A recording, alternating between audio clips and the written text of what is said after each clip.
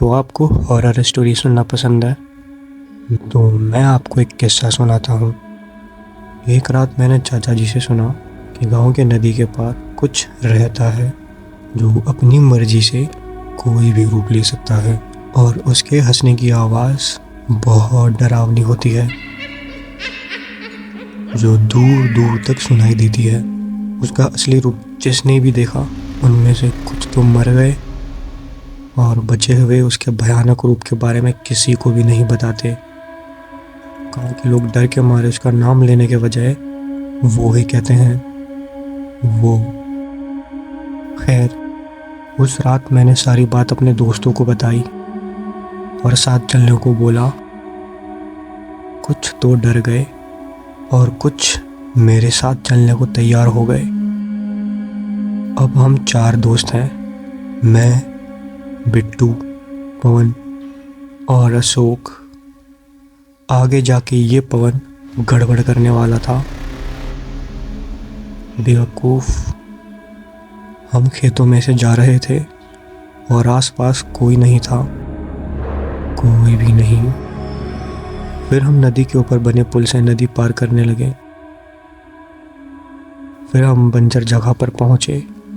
कहने को तो वो बंजर ज़मीन थी, लेकिन वहाँ कुछ अजीब से पौधे थे जिनके ऊपर आम जैसे कुछ फल लगे होते हैं, जिसके अंदर रुई जैसा कुछ होता है।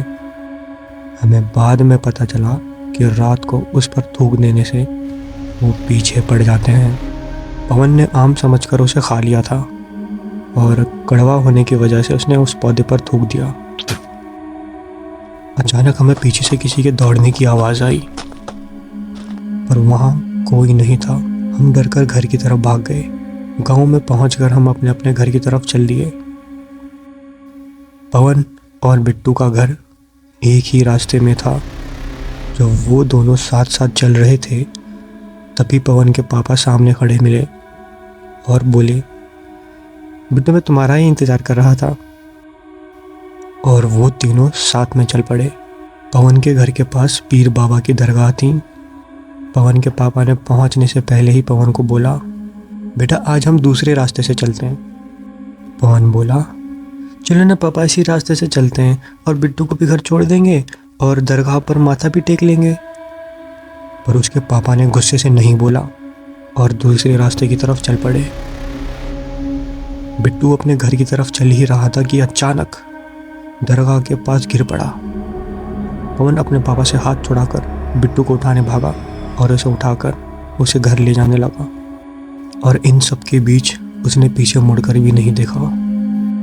जब वो दोनों बिट्टू के घर पहुंचे तो उनके ये देखकर होश उड़ गए कि बिट्टू और पवन दोनों के पापा आपस में बातें कर रहे थे।